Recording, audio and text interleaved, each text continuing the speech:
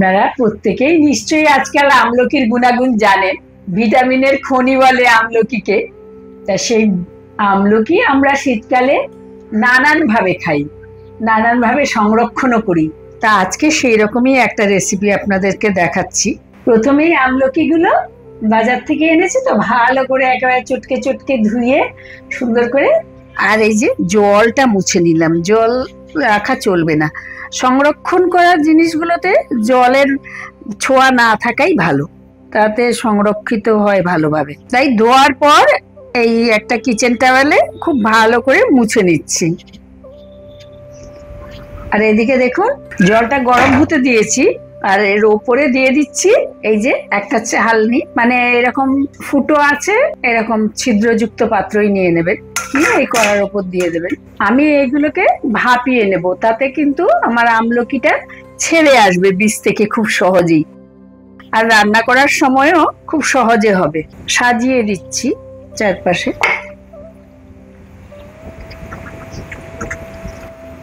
আমি half KG আমলকি নিয়েছি।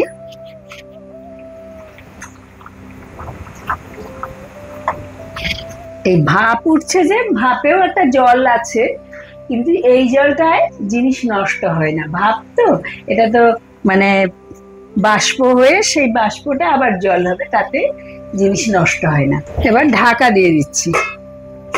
এবার আমি এটাকে 8-10 মিনিট ভাপিয়ে নেব। এই যে 10 মিনিট হয়ে গেছে, দেখুন কালার চেঞ্জ হয়ে গেছে আমলকিগুলোর। এবার আমি বন্ধ করে দিচ্ছি।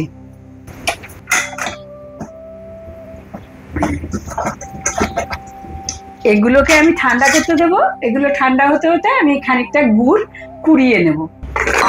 আমি 500 গ্রাম গুড় নিয়ে নিয়েছি, এগুলোকে এখন কুড়িয়ে নিচ্ছি।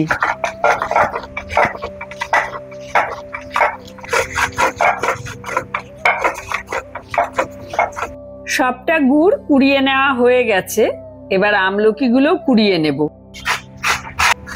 ভাপানোর ফলে আমলকিটা কিন্তু খুব সহজেই কুড়িয়ে নিতে পারছি, তা নাহলে বেশ কষ্ট করাতে।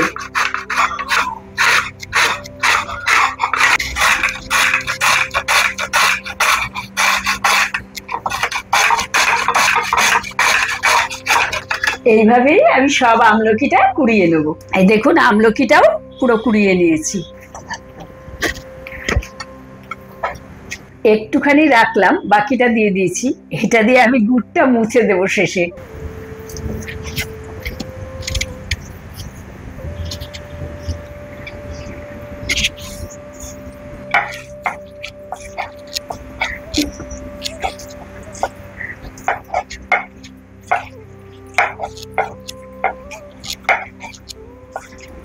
জল তো ব্যবহার করব না, তাই এইটা দিয়ে মুছে মুছে দিচ্ছি।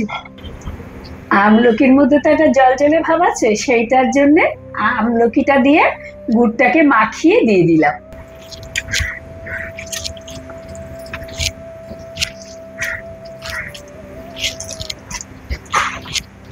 খুন্তি দিয়ে নাড়লেও হয়, হাতে মেখে দিচ্ছি।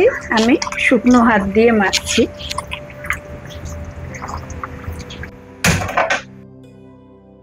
গ্যাসটা না জ্বালিয়ে এতক্ষণ আমি মাখছিলাম। এবার মাখা হয়ে গেছে, গ্যাস জ্বালিয়ে দিলাম। 1 চামচ গোলমরিচ নিয়ে নিলাম। আপনারাও গোলমরিচটা নিজেরাই থেতো করে দেবেন। ওই থেতো করা গোলমরিচ বা গুঁড়ো গোলমরিচ গুলোর ঝাঁঝটা ঠিক থাকে না।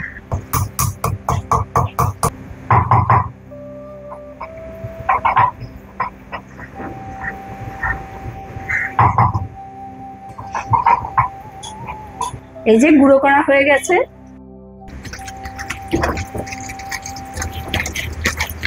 দিয়ে দিচ্ছি বিট নুন। আমি 1 চামচ দিলাম, আর একটু লাগবে, 2 চামচ মতো দিয়ে দিলাম।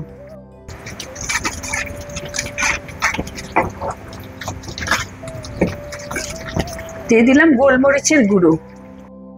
আমি এটা খুব সিম্পল ভাবেই করি, এর মধ্যে ভাজা মশলা টশলা অত সব দিই না। আপনারা চাইলে আচারের মশলাও দিতে পারেন, তবে আমি দিই না। এটা এই ধরনেরই রাখি, একটু উপকারী আর কি।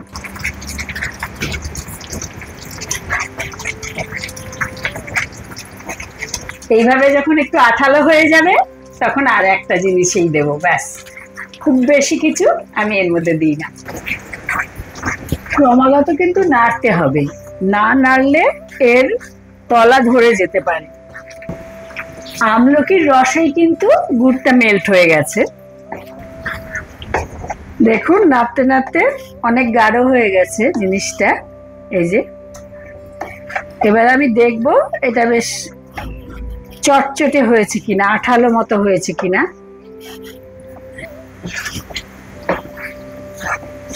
জিনিসটা যাতে অনেকদিন টেকে তার জন্য একটু ভালো করে জাল দিতে হবে, আবার বেশি জাল দিয়ে দিলেও হবে না, সেই জন্য প্রতিনিয়ত একটু দেখতে হবে। এই যে দিয়ে হাতে দেখতে হবে। এই যে তার হয়ে গেছে দেখুন। এই যে এই সময় আমি কিন্তু আর করব না। এবার আমি এর মধ্যে দিয়ে দেব ভিনিগার। এর মধ্যে ভিনিগার দিলে এটা যেমন নষ্টও হবে না, আবার এটা কিন্তু এই যে আঠা মতো হয়ে যাবে না। তার জন্য লেবুর রসও দেওয়া যেতে পারে। আমি ভিনিগার দিচ্ছি, 2 টেবিল চামচ ভিনিগার দিয়ে দিলাম। দিয়ে একটু মিশিয়ে জাল দিয়ে বন্ধ করে দিচ্ছি। এই যে বন্ধ করে দিলাম। আমি এখন একটু হাত ছোঁয়া ঠান্ডা হলে পরে আমি বোতলে ভরবো। এই যে দেখুন, আপনারা আচারও বলতে পারেন, মোরব্বাও বলতে পারেন। এই মাঝামাঝি একটা জিনিস তৈরি করি আমি। এই যে কাচের জার নিয়েছি, এগুলোকে আমি খুব ভালো করে পরিষ্কার করে ধুয়ে রোদে শুকিয়ে নিয়েছি, কোনো রকম জল ভাব যেন না থাকে। আরো ভালো হয় যদি এটা ভিনিগার দিয়ে ধুয়ে নেওয়া যায়, তা আমি আজকে আর ভিনিগার দিয়ে ধোয়াইনি, ভালো করে শুকিয়েছি রোদে। খানিকটা ঠান্ডা হয়েছে, এবার আমি ভরে নেব।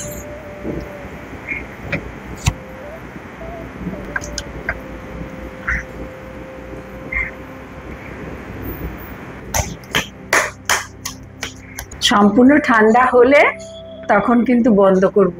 আর খানিকটা রয়েছে, আমি আর একটা ছোট বোতল নিয়েছি। এটা কারণ হলো একটু যদি নাতনি খায় সেই জন্য পাঠাবো। দেখি, 2 বোতলে তো ভরে নিয়েছি। এবার নিজে এই কড়া, আমাদের যা কিছু বানাই কেন, পায়েস আচার, কড়াইগুলো খেতেই হয়। তা খেয়ে দেখি কেমন তৈরি করলাম, আগে তো দেখিনি।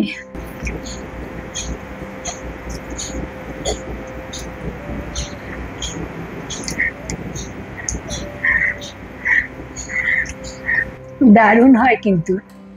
এই আমলকির যে একটা কষা ভাব থাকে, সেই ভাবটা চলে গেছে, বেশ সুন্দর খাওয়া যাচ্ছে আর ভালোও লাগছে খেতে।